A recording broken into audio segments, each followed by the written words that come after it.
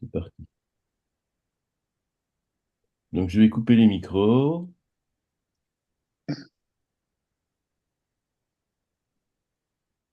Et voilà, on y remettra tout à l'heure si vous avez des questions. Alors, c'est parti.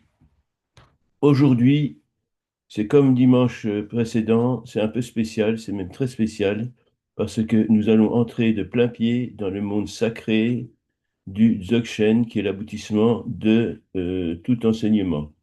Je vous ai déjà transmis des enseignements de base très importants, comme la captation pranique, la compréhension du Mani, du Aum Mani Padme Hung, et d'autres choses, notamment concernant le Padmasambhava et le Bouddha de médecine et Chenrezig.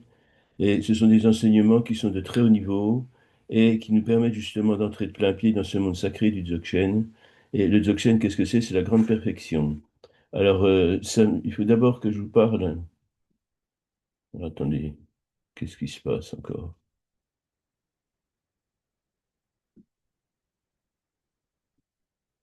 Ah, pardon. Euh, Bon, quand j'ai dit que j'étais un maître d'informatique, je me suis peut-être un petit peu avancé. Oh,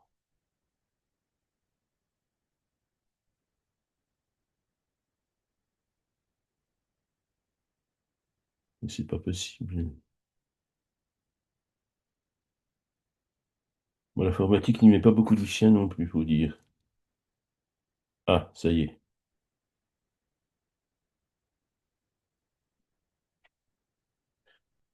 Donc, c'est un petit peu spécial, parce que le Dzogchen, c'est l'aboutissement ultime des enseignements sacrés du bouddhisme ésotérique tibétain. Et malheureusement, pour beaucoup de pratiquants, d'élèves, de, de passionnés de ce bouddhisme ésotérique qui est quand même déjà parti, qui est un petit peu à part quand même par rapport à toutes les autres formes de bouddhisme, qu'il s'agisse du Theravada, du Shingon ou du Wu chinois. Le bouddhisme ésotérique tibétain, comme son nom l'indique, il a quelque chose de secret, d'ineffable et de transcendantal, plus que les autres. Et dans cet enseignement, donc, il y a effectivement le Hinayana, le petit véhicule, le Mahayana, le grand véhicule, le Vajrayana, le véhicule de diamant ou le véhicule, la voie fulgurante de l'éveil, et qui est qui est supposé permettre d'accéder à l'éveil en cette vie avec ce corps, avec la pratique. Et cet enseignement, déjà en lui-même, est secret, malheureusement. Il est souvent réservé à des gens qui ont pratiqué pendant des dizaines d'années, qui ont fait des retraites, qui ont accumulé les retraites et les enseignements et les prosternations.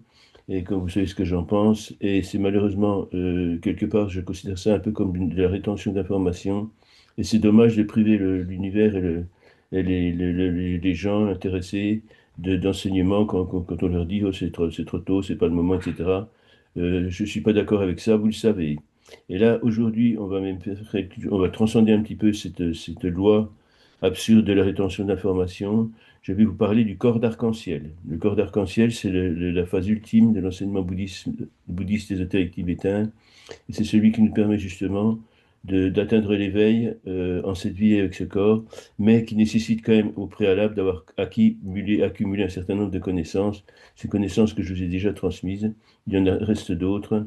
Le corps d'arc-en-ciel, donc il y a, comme je disais, le Hinayana, petit véhicule, Mahayana, grand véhicule, Vajrayana, le véhicule de diamant, la voie fulgurante, qui se poursuit par le Dzogchen, et le Dzogchen se termine au niveau ultime par justement la pratique du corps d'arc-en-ciel. C'est ce qu'on va faire aujourd'hui.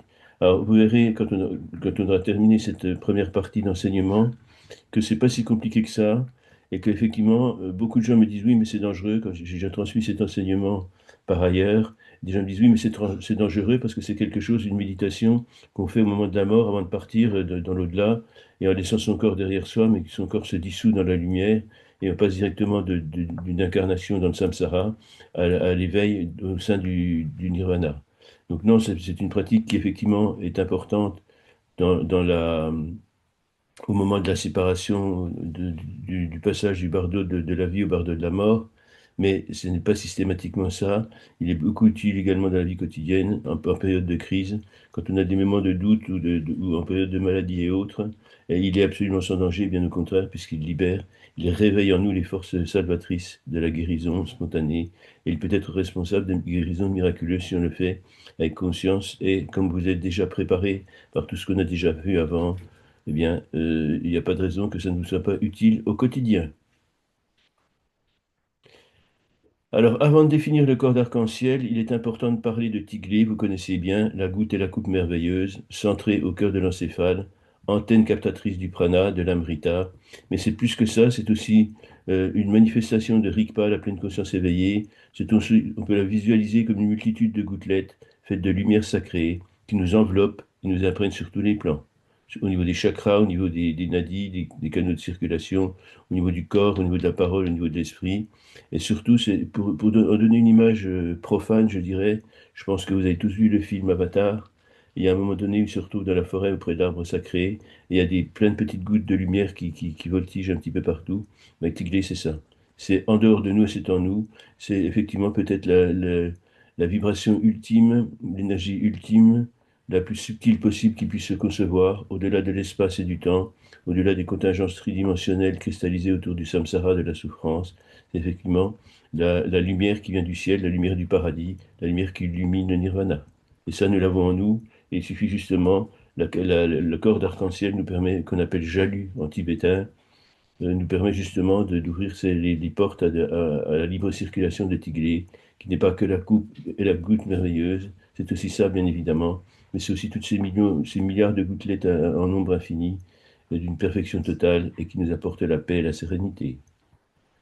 Le corps d'arc-en-ciel, donc on appelle Jalu en tibétain, il désigne un phénomène décrit dans les traditions du Dzogchen, qui sont à la fois tibétaine et Bön. Le Bön, c'est la religion qui a précédé, c'est une religion chamanique, avec parfois des représentations un petit peu brutales de sacrifices animaux et peut-être même humains, disent certains historiens. C'est une religion un petit peu donc brutale, mais qui a laissé des traces dans le bouddhisme ésotérique tibétain. Je dirais tout ce qui est bon du Bön est passé dans le bouddhisme ésotérique tibétain. On y reviendra ultérieurement. Donc au moment de la mort, parfois avant, le corps physique d'un maître pleinement réalisé se résorbe dans la lumière jusqu'à disparaître presque entièrement, ne laissant que ses cheveux, ses ongles et parfois même rien du tout. La chambre du pratiquant, au moment de la pratique du corps d'arc-en-ciel, elle est alors remplie d'une luminosité douce, sereine, et des arcs en ciel apparaissent dans le ciel. Ce phénomène est considéré comme l'un des plus hauts accomplissements spirituels. Il atteste que l'esprit a été totalement reconnu dans sa nature originelle, Rigpa, la pleine conscience éveillée, l'esprit le plus secret dont parle le Dalai Lama, libre de toute saisie dualiste. C'est la vacuité. Contrairement à certains états méditatifs qui ne sont que temporaires, le corps d'arc-en-ciel marque une réalisation définitive, l'éveil, la conscience de Rigpa, la pleine conscience éveillée. Au niveau de la doctrine théorique, la réalisation du corps d'arc-en-ciel s'explique à travers la triade classique que l'on retrouve dans d'autres enseignements. Tous les enseignements sont formés en fait d'une base, d'un chemin ou d'une voie et d'un fruit qui est la récompense. La base, appelée Xi en tibétain, la nature fondamentale de l'esprit, elle est claire, elle est vide, elle est lumineuse, elle est sérénité, elle est luminescence, elle est appelée Rigpa, la présence nue et éveillée, parfaite de toute éternité, à laquelle il n'y a rien à retrancher et rien à enlever, ce n'est les voiles qui l'obscurcissent dans un corps d'incarnation. Le chemin ou la voie, que les Tibétains appellent l'âme, L-A-M, consiste à reconnaître directement cette base et à demeurer en elle, notamment grâce aux pratiques du Trekchö, couper la racine, qui dissout toute fixation mentale, et de Tegal, le franchissement direct, qui déploie la luminosité de la nature de l'esprit. Trekchö et Tegal sont les bases essentielles, sont les méditations essentielles, sont les techniques, on peut dire, ce sont les pratiques essentielles du Dzogchen. Donc on considère que plutôt que d'aller progressivement vers l'éveil, vers la libération de Rigpa, on considère que cette Rigpa est là et qu'il suffit de couper à la racine, donc de trancher tous les attachements qui nous éloignent de la pleine conscience de Rigpa. Et Tegal, donc c'est le franchissement direct. C'est comme si la vérité est au-delà de la montagne. Donc de creuser un tunnel à la pioche qui va vous prendre des années et des siècles peut-être pour réussir à passer de l'autre côté, eh bien, vous franchissez d'un saut quantique la montagne, vous accédez directement à l'éveil. C'est une voie rapide et fulgurante quand elle est bien pratiquée et quand elle est bien enseignée. Donc, Trekchö, coupé à la racine, dissoudre toute fixation mentale, est égal franchissement direct qui déploie la luminosité de la nature de l'esprit. Le fruit, Brabu en tibétain, quand toutes les traces karmiques sont purifiées, notamment grâce au mantra des 100 syllabes et par la pratique des Vajrasattva, et que l'attachement au corps grossier est dissous, celui-ci se transforme en lumière pure, révélant la nature indestructible de l'esprit éveillé. C'est une transmutation fulgurante de tout ce qui est une transcendance de tout ce qui est matière, de tout ce qui est or souillé d'impureté, que l'on va transformer grâce à la pierre philosophale, un principe alchimique, en or parfaitement pur. C'est le principe de la pyramide, c'est le symbole de la pyramide, la base carrée de donc la matière qui se transforme en quatre faces triangulaires, 4 devient 3. C'est le 7 dont j'ai beaucoup parlé, notamment en numérologie karmique tibétaine, l'ouverture spirituelle.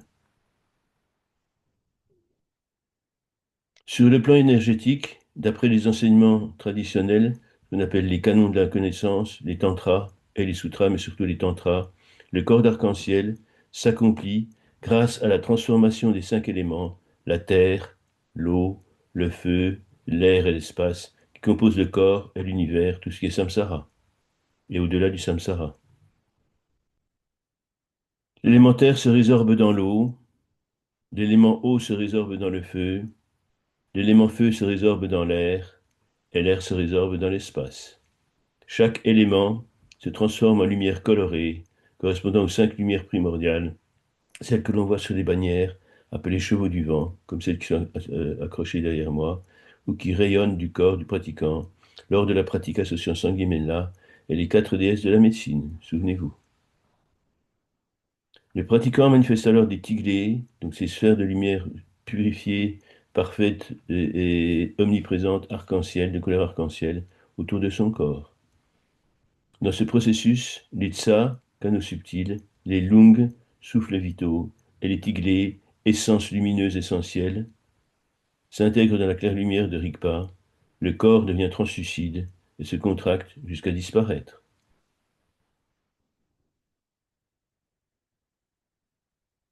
On trouve dans l'histoire des références assez étonnantes et certaines sont difficilement vérifiables parce que de nombreux maîtres qui ont œuvré dans le passé au niveau du Tibet et au-delà quand dans les années 50-60 les maîtres ont essaimé partout dans le monde pour fuir les répressions des communistes chinois. Donc de nombreux maîtres du passé, du présent même, sont rapportés comme ayant atteint le corps d'arc-en-ciel. Et je passe les exemples. Donc il y a un certain Nyala Pema Dundul, qui vivait au XIXe siècle, qui était un maître de la tradition Nyingma, donc de l'ancienne tradition, celle que je vous enseigne, et le corps se résorbant en lumière devant ses disciples. C'est un des rares exemples où l'événement de transformation, de réalisation du corps d'arc-en-ciel a été fait publiquement.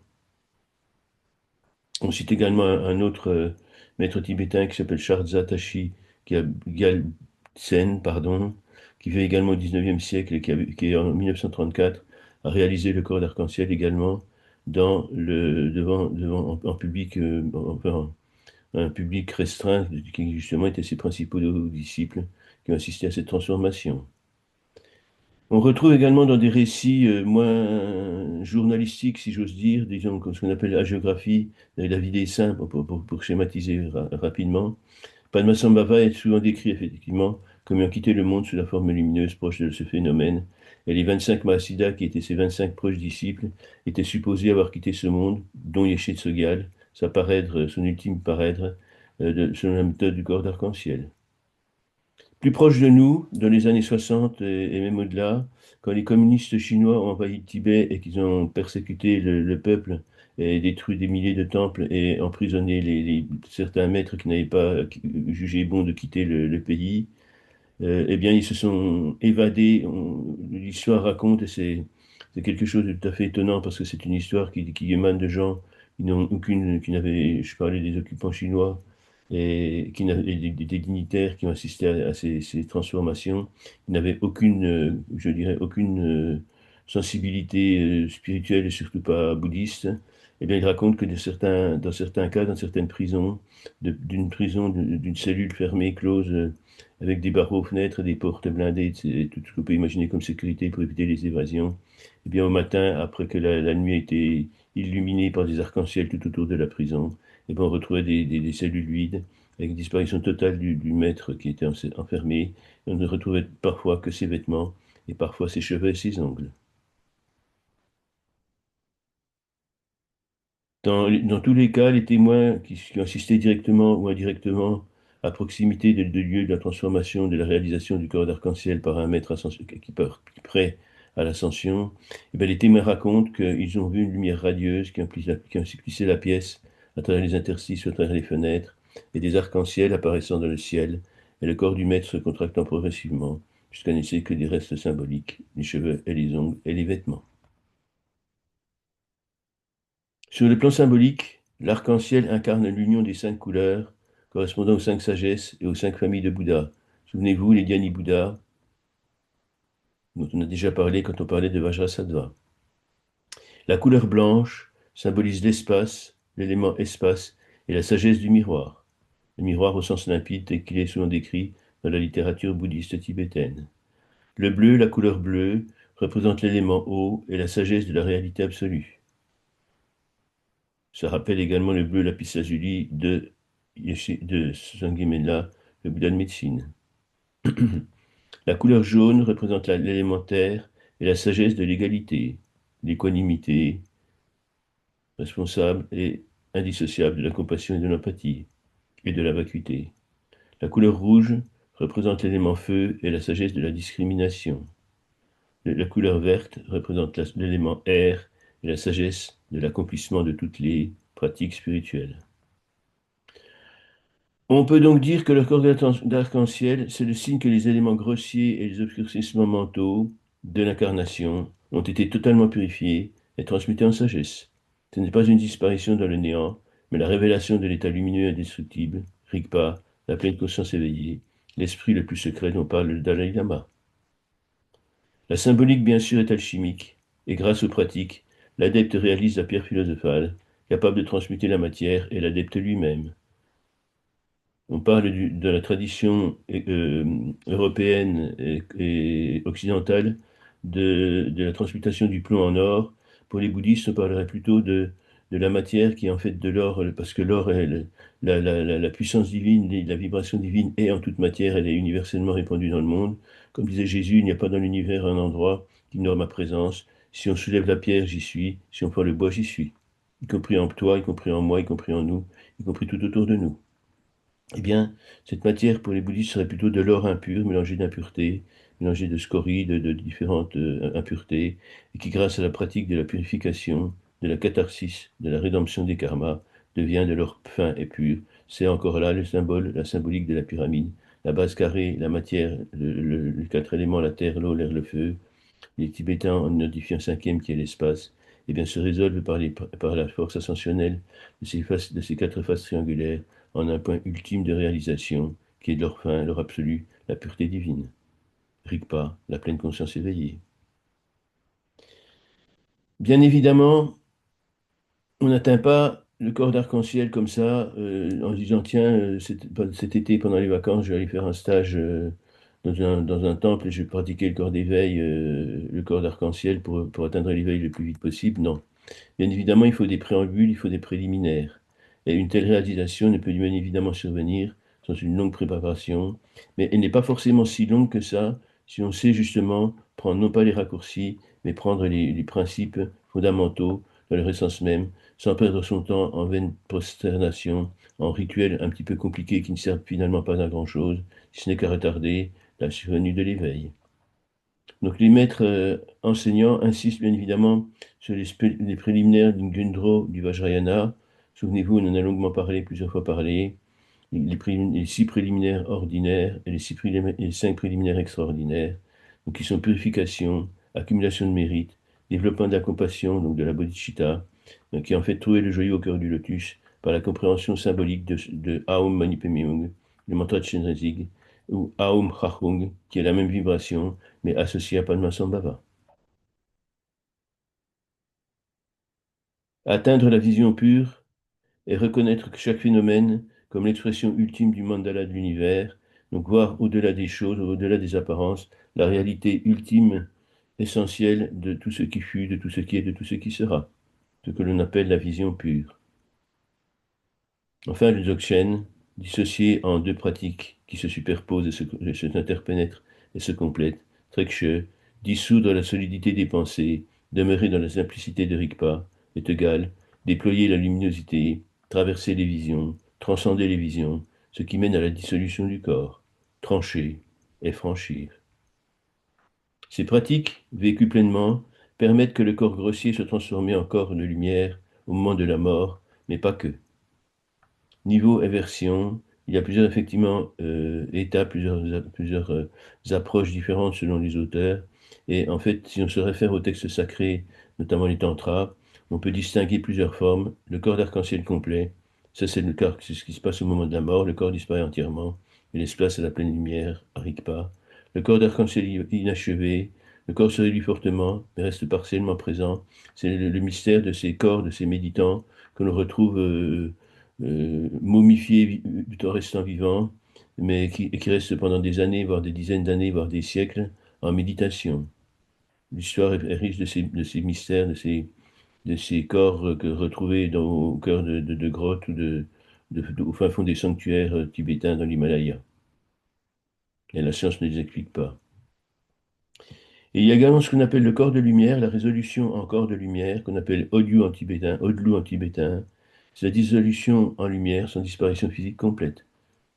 Le corps reste lumineux et on pense qu'effectivement on peut faire le rapprochement avec le corps de lumière de Jésus dans la Bible, quand il apparaît à ses disciples préférés, notamment Thomas sur le chemin d'Emmaüs, le corps de lumière. En fait, on peut dire qu'il existe une gradation, mais est-elle due à une pureté insuffisante de la réalisation ou juste une volonté du pratiquant? La question demeure sans réponse, en tout cas en ce qui me concerne. Qu'en est-il aujourd'hui?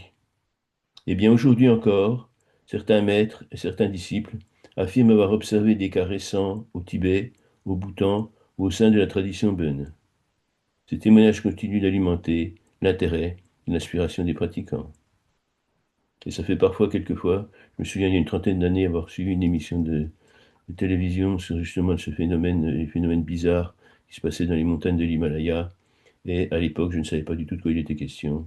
Mais c'est vrai que quelque part, ça se transmet dans le quotidien et dans le profane. En Occident, le corps d'arc-en-ciel est parfois interprété symboliquement comme la transfiguration intérieure. On retrouve beaucoup de visions miraculeuses, d'apparitions miraculeuses de saints, de la Vierge Marie dans différentes traditions et différentes époques.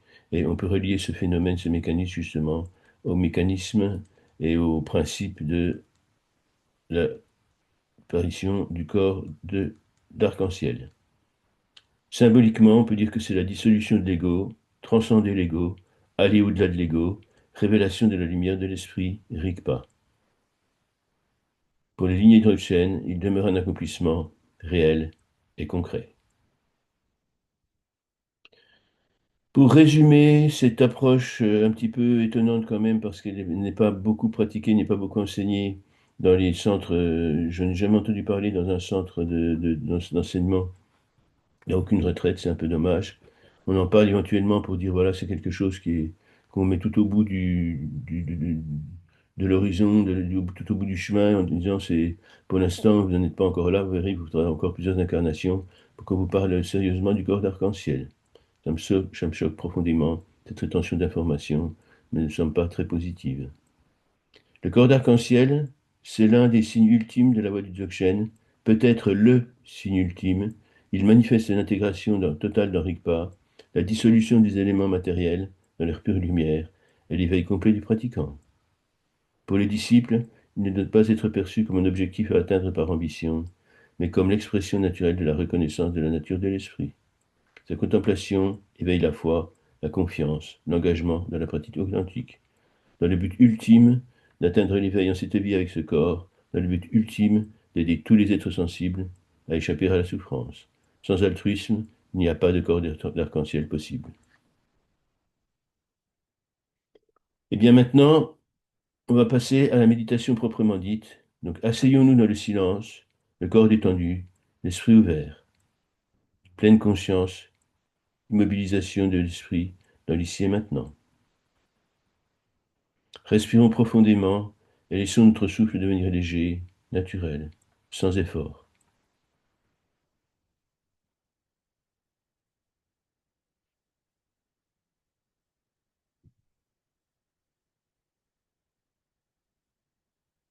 Assistons maintenant à la dissolution des éléments. Sentons notre corps comme une forme faite de 5 éléments.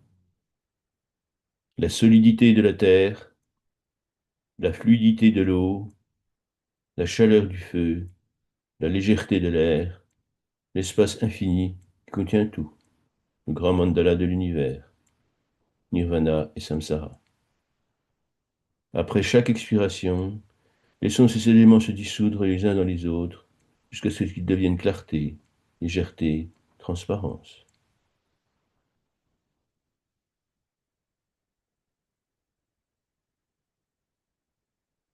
Assistons maintenant à l'apparition de la lumière. Dans ce relâchement, dans ce lâcher-prise, une douce lumière émane naturellement de chacune de nos cellules, de chacune des particules de matière ou d'énergie qui nous composent, jusqu'au plus infime, jusqu'au plus infinitésimal. Des tigrés, des sphères de lumière irisée scintillent autour de nous et en nous. Notre corps n'est plus lourd ni solide, il est translucide, parcouru de rayons, pure énergie. Assistons maintenant à l'apparition de notre arc-en-ciel intérieur. Les 5 couleurs se déploient dans ton espace intérieur, le blanc, le bleu, le jaune, le rouge, le vert. Elles ne sont pas séparées, elles s'entrelacent comme les reflets d'un arc-en-ciel. Elles dansent dans le ciel de notre esprit, pure manifestation de Rigpa. Assistons maintenant à l'union avec la nature de l'esprit. Nous restons simplement présents, sans saisie ni rejet, ni saisir, ni rejeter, lâcher prise. La lumière est notre être, l'espace est notre esprit, la clarté est notre nature. Notre corps, notre souffle et notre mental se dissolvent dans cette radiance, dans ce rayonnement sans limite, jusqu'aux confins de l'univers, de l'espace et du temps. Il n'y a plus ni intérieur ni extérieur, seulement la vaste ouverture lumineuse.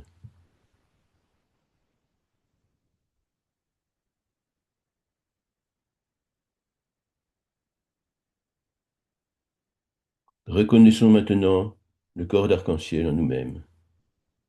Dans cette reconnaissance, nous sommes déjà le corps d'arc-en-ciel. Pure lumière, pure présence, pure compassion. Ce n'est pas un devenir, mais un dévoilement, une découverte, une révélation. Rigpa se manifeste pleinement en nous. Il n'y a plus que Rigpa.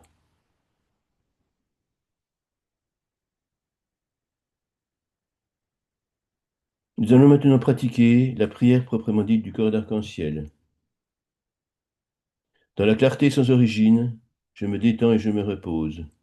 Les 5 éléments se dissolvent en lumière, les 5 sagesses s'ouvrent en arc-en-ciel. Mon corps devient radiance, rayonnement.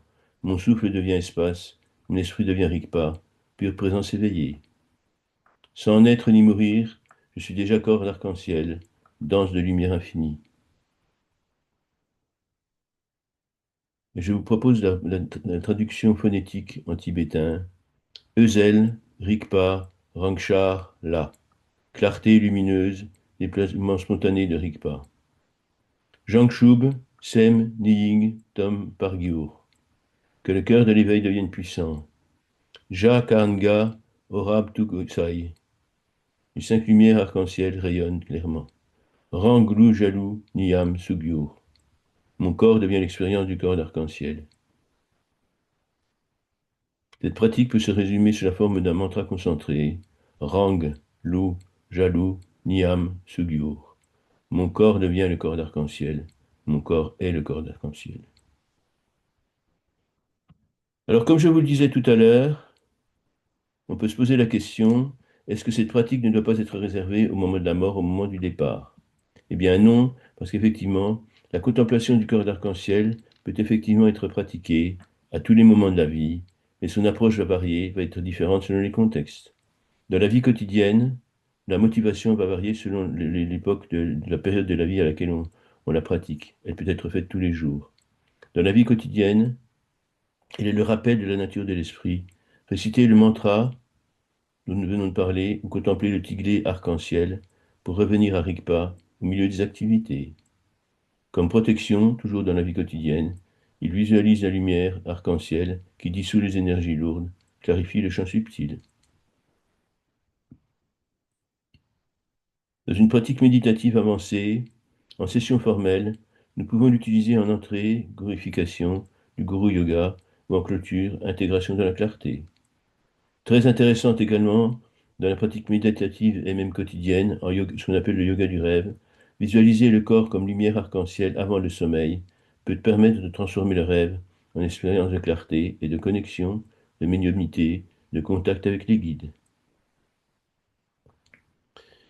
La pratique du corps d'arc-en-ciel est particulièrement importante et bénéfique dans les moments de crise ou de transition.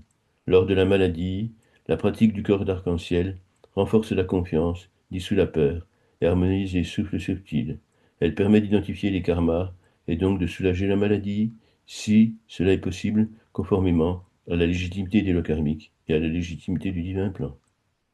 Et bien évidemment, au moment de l'accompagnement de la mort, réciter ou contempler le jalus, technique donc de réalisation du corps d'arc-en-ciel, prépare à la dissolution des éléments, elle adoucit le passage et ouvre la porte à la claire lumière. Elle peut être faite pour soi et pour les autres. La pratique du corps d'arc-en-ciel fait partie aussi des rituels de passage. À chaque nouveau cycle, qu'il s'agisse de la naissance, d'un mariage, d'une transmission, d'un deuil, l'invocation du corps d'arc-en-ciel rappelle la nature insubstantielle mais lumineuse de l'existence. Elle prépare au bardo, au cinquième bardo, celui de la réalité ultime, si le sujet n'est pas prêt à une réincarnation, à l'éveil au terme de cette incarnation. Rigpa, la pleine conscience éveillée. La pratique du corps d'arc-en-ciel est la pratique de Rigpa, la pratique de la connaissance du corps éveillé, de la conscience, de la pleine conscience éveillée.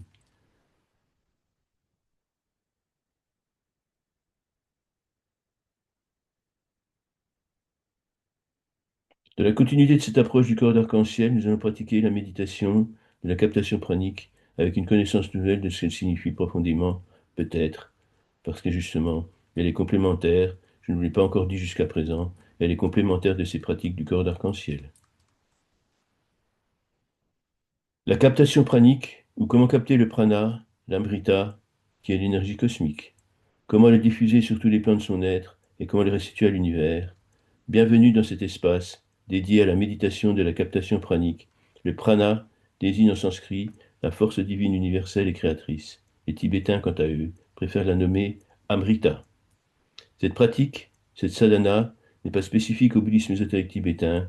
De nombreuses écoles de yoga et d'arts martiaux la proposent aussi à leurs élèves, tant elle est efficace et précieuse. Comme toutes les méditations, elle est à la portée de toutes et de tous et permet, comme toutes les méditations, d'immobiliser le mental dans l'éternité de l'instant présent, tout en se connectant de manière fusionnelle avec l'univers, avec tout ce qui fut, avec tout ce qui est, avec tout ce qui sera. Cette pratique, elle permet donc de régénérer son être physique, tout en élevant son niveau vibratoire et en se rapprochant de la lumière. La captation pranique permet de devenir ce que nous sommes depuis toujours, sans toujours le savoir vraiment, des enfants des étoiles. Des êtres éveillés, non pas en potentiel, mais dans l'ignorance de ce que nous sommes réellement, en passe de devenir et d'assumer ce que nous sommes depuis toujours, des Bouddhas, tout simplement. Fermons les yeux afin de ne pas être distraits de notre pratique méditative. Nous allons commencer par relâcher toutes les tensions, à commencer par celle du corps. Assis, le dos bien droit mais sans contracture, nous laissons tomber les épaules, les mains posées sur les cuisses. Pour relâcher maintenant les tensions de notre esprit, nous allons prendre plusieurs respirations profondes. Une grande inspiration profonde, suivie d'une courte rétention du souffle, puis une lente et profonde expiration, au cours de laquelle nous visualisons que toutes les préoccupations du moment sont évacuées. Première respiration.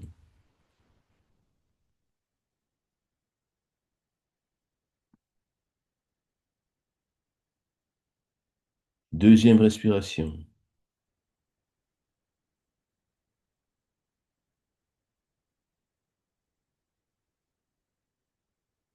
Troisième respiration.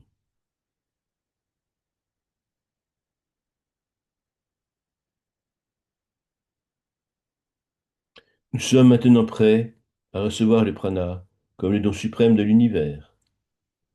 Je dirige maintenant ma conscience à l'intérieur de ma tête, à l'arrière de mon encéphale, de travers de doigts sur la surface de mon crâne, à la verticale d'un point formé par le carrefour entre les articulations, unissant le pariétal droit et gauche et l'os occipital. Ce point intérieur et secret se nomme en sanskrit nada, ce qui signifie le souffle, ou plus exactement, le point d'émergence du souffle, ce souffle divin qui crée la vie en imprégnant la glaise, la matière inerte. En nada, ma conscience attentive voit apparaître une lumière aussi ténue qu'une pointe d'épingle, comme la promesse d'une étoile, naissant au cœur de ma tête. Cette lumière qui est prana s'amplifie, se densifie, jusqu'à devenir goutte tourbillonnante d'un élixir onctueux, de la taille d'un petit pois. Comme la goutte de pluie ou de rosée qui se sépare de la feuille d'un arbre qui tombe, entraînée par son poids, Tiglé, la goutte de prana, se sépare de nada et tombe lentement dans Tiglé la coupe, qui se remplit et déborde doucement.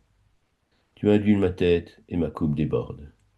Depuis les bords de la coupe, le prana purifié, joint sur la partie inférieure, forme une nouvelle goutte qui s'amplifie et peu à peu descend, d'abord encore réunie à la coupe par un mince filament qui s'étire jusqu'à se rompre, laissant la goutte sacrée descendre doucement dans mon arrière-gorge jusqu'à la pointe de la luette, où elle est recueillie par la pointe de ma langue. Je conserve dans ma bouche cette goutte de prana cosmique et je la laisse descendre dans mon être par la ligne dite du devant du corps. Cette ligne dite du devant du corps, représentée par la bouche et le nez, les voies aériennes supérieures, les bronches, les bronchioles, les poumons, reçoit ce prana et s'en imprègne jusqu'au plus petit des alvéoles pulmonaires, où le prana, comme l'oxygène, franchit les minces membranes alvéolaires et capillaires sanguines. Il se répand par tout le circuit artériel et veineux jusqu'aux cellules les plus lointaines, les plus secrètes, en rapportant catharsis, régénérescence, santé et joie. Visualisons.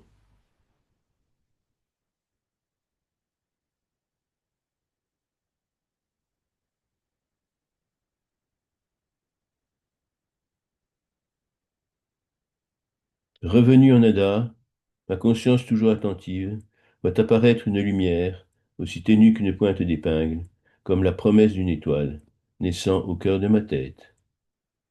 Cette lumière qui est prana s'amplifie, se densifie jusqu'à devenir goutte tourbillonnante d'un élixir onctueux de la taille d'un petit pois, comme la goutte de pluie ou de rosée qui se sépare de la feuille d'un arbre et qui tombe, entraînée par son poids.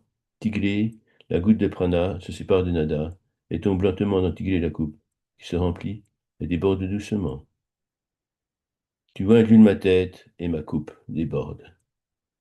Depuis les bords de la coupe, le prana purifié, joint sur la partie inférieure, forme une nouvelle goutte qui s'amplifie et peu à peu descend, d'abord encore réunie à la coupe, par un mince filament qui s'étire jusqu'à se rompre, laissant la goutte sacrée descendre doucement dans mon arrière-gorge, jusqu'à la pointe de la luette, où elle est recueillie par la pointe de ma langue. Je mêle cette goutte de prana à ma salive, que je laisse descendre dans la ligne dite du milieu du corps.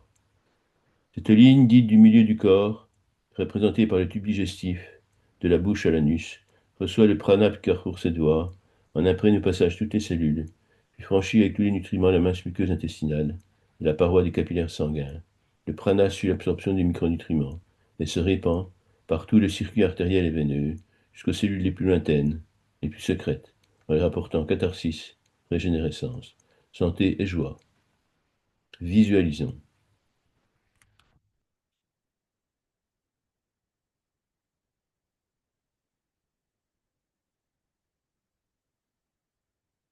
Revenu à nouveau en Ada, pour la troisième et dernière fois, ma conscience toujours attentive, voit apparaître une lumière, aussi ténue qu'une pointe d'épingle, comme la promesse d'une étoile, naissant au cœur de ma tête.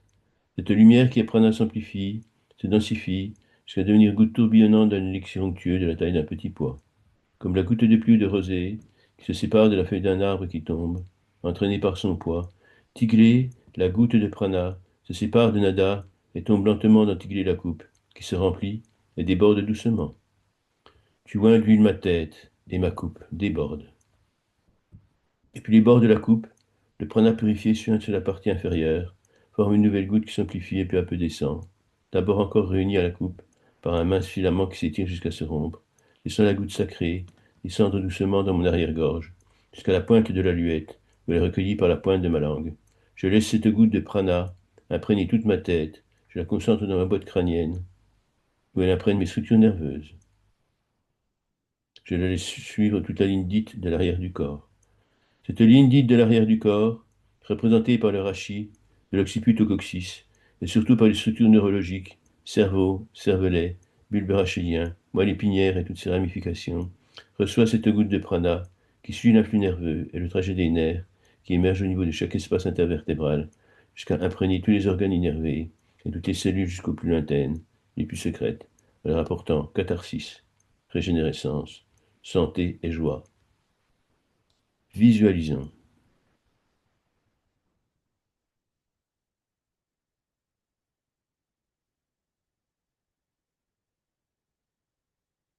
Je prolonge à volonté cet instant de félicité, tout en visualisant tout mon être sur tous les plans, physique, mental, spirituel, imprégné de ce prana qui m'apporte force, santé, énergie, ce prana qui rayonne par tous les pores de ma peau, jusqu'aux confins de l'univers, de l'espace et du temps, en touchant tous les êtres au passage, avant de me revenir en bénédiction.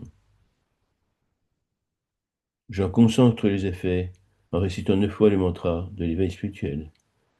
Aum Mani Padme Hum, Aum Mani Padme Hum, Aum Mani Padme Hum, Aum Mani Padme Hum, Aum Mani Padme Hum, Aum Mani Padme Hum, Aum Mani Padme Hum, Aum Mani Padme Hum, Aum Mani Padme Hum.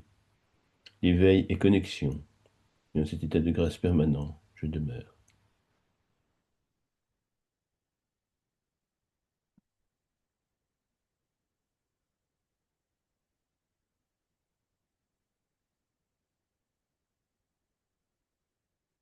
J'ai choisi pour terminer ces méditations la pratique personnelle de Sanghya parce que je trouve qu'elle va très bien en illustration avec ce qu'on a fait au début de cet entretien, de ce webinaire, avec justement la réalisation du corps d'arc-en-ciel.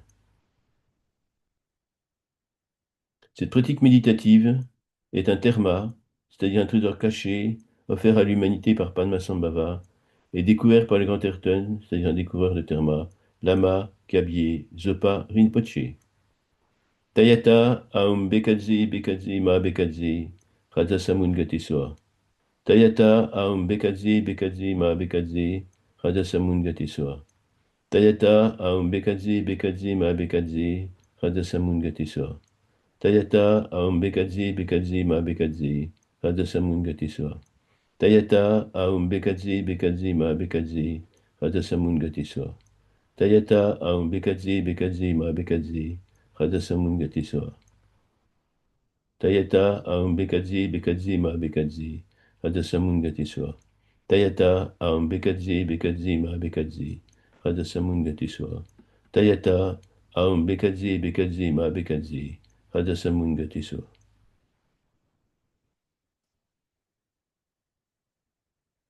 Bien-aimé Sanghimena, je te salue par le corps, par la parole et par l'esprit, et je te remercie de me faire profiter de la bénédiction qu'apporte la réalisation de tes 12 vœux pour aider tous les êtres sensibles à échapper à la souffrance. Je te remercie donc de me donner la guérison sur tous les plans, c'est-à-dire la santé, la longévité, l'abondance, l'harmonie, l'acuité mentale, la compréhension de la bodhicitta. Et je te remercie de m'accorder tous ces bienfaits pour que je puisse atteindre l'éveil en cette vie, avec ce corps, pour aider tous les êtres sensibles à échapper toujours à la souffrance. Tayata Aum Bekadze Bekadze Ma Bekadze Ratasamun Gatesoa. Tayata Aum Bekadze Bekadze Ma Bekadze Ratasamun Gatesoa. Tayata Aum Bekadze Bekadze Ma Bekadze Ratasamun Gatesoa.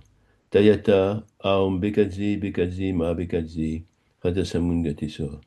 Tayata Aum Bekadze Bekadze Ma Bekadze Ratasamun Gatesoa. Tayata Aum Bekadze Bekadze Ma Bekadze Ratasamun Gatesoa. Tayata Aum Bekadze Bekadze Ma Bekadze Radasamunga Teswa. Tayata Aum Bekadze Bekadze Ma Bekadze Radasamunga Teswa.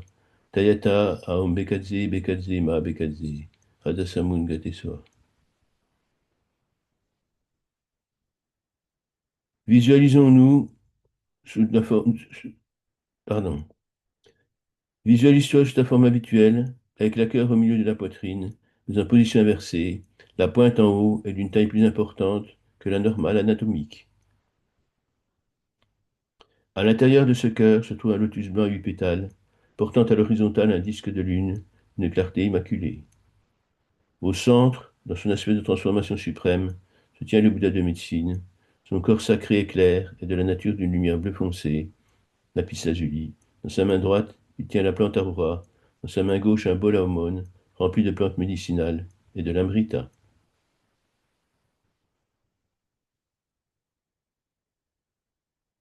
Devant le Bouddha de médecine, en position de semi-lotus, se tient la déesse de médecine blanche, appelée sagesse accomplie. À sa droite se tient la déesse de médecine jaune, richesse simultanée. Derrière lui se trouve la déesse de médecine rouge, dite de la forêt ou gorge de pan. À sa gauche se tient la déesse de la médecine verte, dite des arbres, appelée la radieuse. Chaque déesse reflète la nature de la lumière radiante de la félicité. Elle porte les mêmes attributs que Sanguimena, la plante Aurora et le bol à aumône. Pardon. Requête. Bien-aimé Sanguimena, ô destructeur de toutes les faiblesses, accompli dans toutes les qualités et allez au-delà, et vous quatre, déesses de médecine, veuillez apaiser les maladies qui m'affligent maintenant et m'aider à éviter toute maladie dans le futur. Je visualise que mon cœur et mon corps s'emplissent des lumières de félicité provenant des 5 déités et qui purifient de toutes les maladies, de toutes les tares, de la malfaisance des esprits et de toutes les actions négatives, de leurs empreintes karmiques. Des rayons de lumière à 5 couleurs émanent de tous les pores de ma peau pour se répandre dans l'univers. Le nectar amrita déborde des bols à aumône pour remplir mon cœur et mon corps. Je génère maintenant la certitude que j'ai vaincu toutes les maladies et que je ne serai plus jamais malade. En maintenant mon esprit sur cette certitude, je récite le mantra de Sanghimella. Tayata, Aum Bekadze Bekadze Ma Bekadze, Radasamun Gateswa. Tayata, Aum Bekadze Bekadze Ma Bekadze, Radasamun Gateswa. Tayata, Aum Bekadze Bekadze Ma Bekadze, Radasamun Gateswa. Tayata, Aum Bekadze Bekadze Ma Bekadze, Radasamun Gateswa. Tayata, Aum Bekadze Bekadze Ma Bekadze, Radasamun Gateswa. Tayata Aum Bekadze Bekadze Ma Bekadze Radasamun Gateswa. Tayata Aum Bekadze Bekadze Ma Bekadze Radasamun Gateswa. Tayata Aum Bekadze Bekadze Ma Bekadze Radasamun Gateswa. Tayata Aum Bekadze Bekadze Ma Bekadze Radasamun Gateswa. L'éveil et connexion, dans cet état de grâce permanent, je demeure.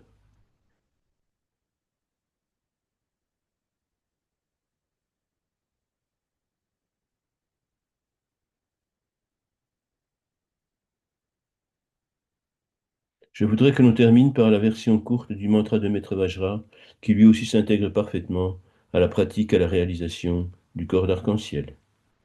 C'est une version courte. Aum Prachung Benza Guru Pemas Dihung. Aum Prachung Benza Guru Pemas Dihung. Aum Prachung Benza Guru Pemas Dihung. Aum Prachung Benza Guru Pemas Dihung. Aum Prachung Benza Guru Pemas Dihung. Aum Prachung Benza Guru Pemas Dihung. Aum Prachung Benza Guru Pemas Dihung. Aum Prachung Benza Guru Pemas Dihung. Aum Prachung Benza Guru Pemas Dihung. Bienvenue dans cet espace dédié à la méditation avec Padmasambhava, le précieux maître né du lotus. Je remercie tous les Bouddhas du passé, du présent et du futur de m'apporter leur soutien, leur aide et leur assistance tout au long de cette pratique pour le plus grand bien de ce qui fut, de tout ce qui est et de tout ce qui sera, et conformément à la légitimité des lois karmiques et à la légitimité du divin plan. En le Bouddha, en le Dharma, en la Sangha, je prends refuge jusqu'à l'éveil. En le Guru, en le Yidam, en la Dakini, je prends refuge jusqu'à l'éveil. En mon propre esprit Rigpa, en mon propre esprit Rigpa, en mon propre esprit Rigpa, je prends refuge jusqu'à l'éveil. Amprachung Benza Grupemas Jung. Amprachung Benza Grupemas Jung. Amprachung Benza Grupemas Jung. Amprachung Benza Grupemas Jung. Amprachung Benza Grupemas Jung. Amprachung Benza Grupemas Jung. Amprachung Benza Grupemas Jung. Amprachung Benza Grupemas Jung. Amprachung Benza Grupemas Jung. Amprachung Benza Grupemas Jung. Par l'esprit, au nord-ouest du royaume de Diana, sur une fleur de lotus flottant sur un lac sacré, par Tiglé, tu es apparu, âgé en apparence de 8 ans, mais déjà maître et détenteur de toutes les merveilleuses réalisations et de tous les ultimes accomplissements, par Tiglé. Padmasambhava, le précieux maître né du lotus, Lama Kieno, de la renommée est universelle, entouré de nombreuses dakinis, par Tiglé. En accomplissant ta pratique et en récitant les précieux mantras du maître Vajra, je m'en remets à toi et je te remercie de m'accorder, par ta présence, toutes tes bénédictions, par l'esprit, par Tigli. Bien-aimé Padmasambhava, Guru Rinpoché, précieux maître né du lotus, Pema Yungne, Lama Kieno. En récitant cette prière en 7 vers, je prends contact avec toi. Je te salue par le corps, par la parole et par l'esprit. Je te rends grâce pour toutes tes bénédictions que tu as apportées à tous les êtres. Je te remercie pour tous les trésors cachés que tu nous as offerts, en particulier le précieux mantra de Maître Vajra. Je te remercie de m'accompagner dans sa récitation quotidienne. Je te remercie de me donner l'autorisation et le pouvoir de le transmettre. Je te remercie de me donner l'autorisation et le pouvoir de m'expliquer les infinis mérites et les suprêmes bénédictions qu'il génère par sa pratique quotidienne. S'il est pour moi légitime de le transmettre et de l'expliquer. Je te remercie d'étendre tes bénédictions sur moi-même et sur toutes celles et sur tous ceux qui le réciteront, avec moi ou sans moi. Aum Prachung Benza Guru Pemas Jung. Aum Prachung Benza Guru Pemas Jung. Aum Prachung Benza Guru Pemas Jung. Aum Prachung Benza Guru Pemas Jung. Aum Prachung Benza Guru Pemas Jung. Aum Prachung Benza Guru Pemas Jung. Aum Prachung Benza Guru Pemas Jung. Aum Prachung Benza Guru Pemas Jung. Aum Prachung Benza Guru Pemas Jung.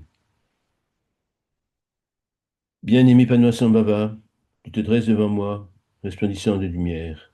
Que par le pouvoir du Guru Yoga et par les 4 transmissions, je me libère de tous mes karmas et je me fusionne avec ton énergie de pouvoir et d'amour absolu.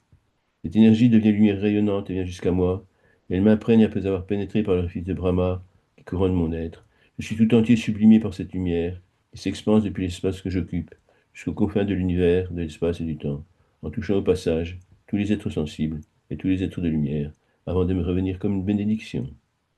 Visualisons cette transmission d'énergie et ce partage d'énergie avec l'univers.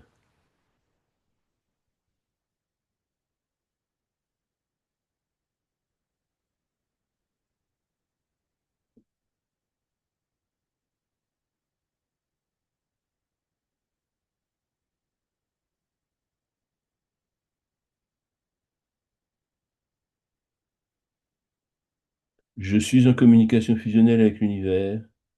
Je suis en communication fusionnelle avec tous les êtres. Je suis en communication fusionnelle avec Padmasambhava. Je suis l'univers. Je suis la vie. Je suis Padmasambhava. Éveil et connexion. Dans cet état de grâce permanent, je demeure. Aum Prachung Benza Guru Pemas Diung. Aum Prachung Benza Guru Pemas Diung. Aum Prachung Benza Guru Pemas Diung. Aum Prachung Benza Guru Pemas Diung. Aum Prachung Benza Guru Pemas Diung. Aum Prachung Benza Guru Pemas Diung. Aum Prachung Benza Guru Pemas Diung. Aum Prachung Benza Guru Pemas Diung. Aum Prachung Benza Guru Pemas Diung. Bien-aimé Padmasambhava, précieux maître né du lotus, que par le pouvoir suprême de ton précieux mantra, celles et ceux qui le récitent en conscience et dans un but altruiste connaissent les conditions indispensables à une pratique harmonieuse et à une vie paisible, que sur elles et sur eux s'étendent tes bénédictions, et qu'elles et qu'ils connaissent la santé, la longévité, l'abondance, l'harmonie, l'acuité mentale, l'intelligence et mémoire, et la compréhension de la bodhisattva, la voie du cœur qui mène à l'éveil. Pour le plus grand bien de ce qui fut, de tout ce qui est, de tout ce qui sera, et conformément à la légitimité de la karmique et à la légitimité du divin plan. Aum Prachung Benza Guru Pemas Jung. Aum Prachung Benza Guru Pemas Jung. Aum Prachung Benza Guru Pemas Jung. Aum Prachung Benza Guru Pemas Jung. Aum Prachung Benza Guru Pemas Jung. Aum Prachung Benza Guru Pemas Jung. Amprachung Benza Group Emasdiung, Amprachung Benza Group Emasdiung, Amprachung Benza Group Emasdiung. Bien-aimé Padmasambhava, précieux maître né du lotus. Ainsi que tu nous l'as annoncé il y a plus de 1000 ans, notre monde, en perdant la spiritualité, a sombré dans la nuit. Toutes ses richesses ont été spoliées par une poignée d'êtres en proie à la soif de pouvoir et de possession. Le culte absurde de la croissance et du profit suscite partout de la destruction, l'empoisonnement des milieux et des organismes, la violence et le désespoir, le fanatisme idéologique, pour parvenir à leur fin et à leur logique de toujours plus voler et spéculer. Les possédants illégitimes n'hésitent pas à orchestrer la peur, à instrumentaliser la division et l'appel à la délation. La corruption règne, la misère la plus sordide côtoie le luxe le plus ostentatoire. Aujourd'hui, la science est détournée sans vergogne de son véritable but, qui est d'aider tous les êtres à vivre mieux. Elle est aujourd'hui au service du mensonge, de la propagande, de la pensée unique, de la manipulation, de la dictature. Aum Chachung Benza Gruppe Masjung, Aum Chachung Benza Gruppe Masjung, Aum Chachung Benza Gruppe Masjung, Aum Chachung Benza Gruppe Masjung, Aum Chachung Benza Gruppe Masjung, Aum Chachung Benza Gruppe Masjung, Aum Chachung Benza Gruppe Masjung, Aum Chachung Benza Gruppe Masjung, Aum Chachung Benza Gruppe Masjung. Bien-aimé Padmasambhava, précieux maître des lotus, ainsi que tu nous l'as annoncé il y a plus de 1000 ans, le trésor précieux que tu nous as offert et pour lequel nous te rendons grâce infinie, le précieux mantra de Maître Vajra, s'il est récité en conscience par des êtres inspirés et sincères, altruistes, restaurera dans le monde l'amour, la justice, la compassion, l'empathie, l'harmonie entre toutes les formes de vie. Bien-aimé Padmasambhava, précieux maître né du lotus, que par le pouvoir suprême de ton précieux mantra, que par le pouvoir suprême de l'intention altruiste de tous les êtres, aies-tu la chance de rencontrer des enseignements, d'en faire leur quotidien. La lumière du Dharma dissolve tous les complots ourdis par les esprits enfermés dans l'orgueil, de la jalousie, de l'attachement, de la colère, de l'ignorance. Que la lumière du Dharma nous éclaire toutes et tous, nous fasse renoncer à nos actes criminels. Que la lumière du Dharma éclaire enfin un monde en paix, un monde prospère, un monde de justice et de beauté, un monde où règne amour inconditionnel, compassion infinie, joie empathique, équanimité impartiale. Pour le plus grand bien de ce qui fut, est et sera, et conformément à la légitimité des lois karmiques et à la légitimité du divin plan. Aum Prachung Benza Gruppe Masdihung. Aum Prachung Benza Gruppe Masdihung. Aum Prachung Benza Gruppe Masdihung. Aum Prachung Benza Gruppe Masdihung. Aum Prachung Benza Gruppe Masdihung. Aum Prachung Benza Gruppe Masdihung. Aum Prachung Benza Gruppe Masdihung. Aum Prachung Benza Gruppe Masdihung. Aum Prachung Benza Gruppe Masdihung. Bien-aimé Padmasambhava, précieux maître né du lotus, que par le pouvoir suprême de ton précieux mantra, nous puissions, dans la paix et la sérénité, accomplir la tâche qui nous incombe à cette vie, que nous puissions, par la pratique du Dharma, atteindre l'éveil en cette vie avec ce corps, dans le but ultime d'aider tous les êtres sensibles à échapper à la souffrance. Que nous puissions nous aussi participer à répandre sur le monde l'ineffable lumière du Dharma, pour le plus grand bien de ce qui fut, de tout ce qui est et de tout ce qui sera, et conformément à la légitimité des lois karmiques et à la légitimité du divin plan. Aum Prachung Benza Gruppe Masjung. Aum Prachung Benza Gruppe Masjung. Aum Prachung Benza Gruppe Masjung. Aum Prachung Benza Gruppe Masjung. Aum Prachung Benza Gruppe Masjung. Aum Prachung Benza Gruppe Masjung. Aum Prachung Benza Gruppe Masjung. Aum Prachung Benza Gruppe Masjung. Aum Prachung Benza Gruppe Masjung. Bien-aimé Padmasambhava, précieux maître né du lotus, que par son pouvoir suprême le précieux mantra étende tes bénédictions sur notre terre sacrée, sur tous les êtres sensibles qu'elle abrite, sur tous les êtres de lumière qu'elle abrite, sur tous les membres de la Sangha, sur Rinpoché, sur tous les Rinpoché, sur tous les maîtres spirituels de toutes les justes confessions, sur l'univers tout entier, jusqu'aux confins de l'univers, de l'espace et du temps, sur tous les êtres sensibles qu'il abrite, sur tous les êtres de lumière qu'il abrite, pour le plus grand bien de ce qui fut, de tout ce qui est, de tout ce qui sera, et conformément à la légitimité des lois karmiques et à la légitimité du divin plan. Aum Prachung Benza Gruppe Masdihung. Aum Prachung Benza Gruppe Masdihung. Aum Prachung Benza Gruppe Masdihung. Aum Prachung Benza Gruppe Masdihung. Aum Prachung Benza Gruppe Masdihung. Aum Prachung Benza Gruppe Masdihung. Amprachung Benza Gruppe Masdihung. Amprachung Benza Gruppe Masdihung. Amprachung Benza Gruppe Masdihung. Par l'esprit, au nord-ouest du royaume de Diana, une fleur de lotus flottant sur un lac sacré, par Tiglé. Tu es apparu, âgé en apparence de 8 ans, mais déjà maître et détenteur de toutes les merveilleuses réalisations et de tous les ultimes accomplissements, par Tiglé. Padmasambhava, le précieux maître né du lotus, Lama Kieno, dont la renommée est universelle, entouré de nombreuses dakinis, par Tiglé. En accomplissant ta pratique et en récitant le précieux mantra de Maître Vajra, je m'en remets à toi et je te remercie de m'accorder, par ta présence, toutes tes bénédictions, par l'esprit, par Tigli. Aum Hachung Benza Grupe Mas Dihung. Aum Hachung Benza Grupe Mas Dihung. Aum Hachung Benza Grupe Mas Dihung. Aum Hachung Benza Grupe Mas Dihung. Aum Hachung Benza Grupe Mas Dihung. Aum Hachung Benza Grupe Mas Dihung. Aum Hachung Benza Grupe Mas Dihung. Aum Hachung Benza Grupe Mas Dihung.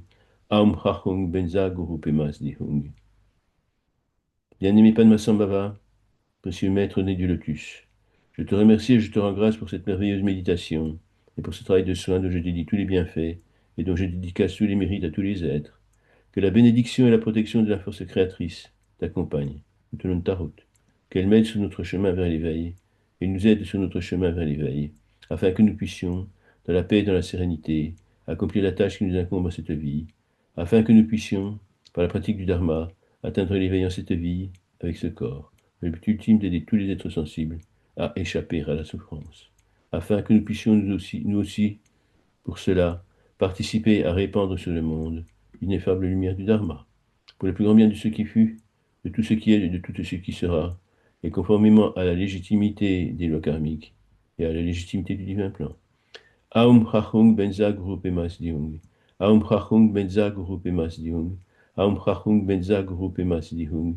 Aum Prachung Benza Guru Pemas Diung. Aum Prachung Benza Guru Pemas Diung. Aum Prachung Benza Guru Pemas Diung. Aum Prachung Benza Guru Pemas Diung. Aum Prachung Benza Guru Pemas Diung. Aum Prachung Benza Guru Pemas Diung. L'éveil et connexion dans cet état de grâce permanent, je demeure.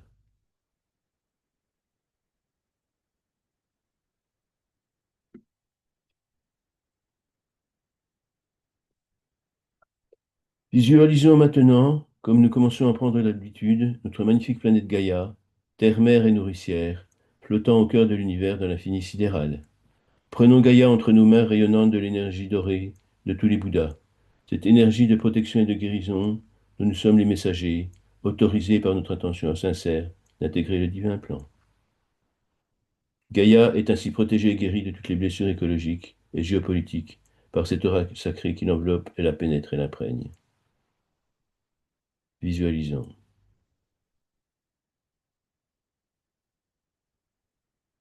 Aum Mani Padme Hum. Aum Mani Padme Hum. Aum Mani Padme Hum. Aum Mani Padme Hum. Aum Mani Padme Hum. Aum Mani Padme Hum. Aum Mani Padme Hum. Aum Mani Padme Hum. Aum Mani Padme Hum. Aum Hachung. Aum Hachung. Aum Hachung. Aum Hachung. Aum Hachung. Aum Hachung. Aum Hachung. Aum Hachung. Aum Hachung.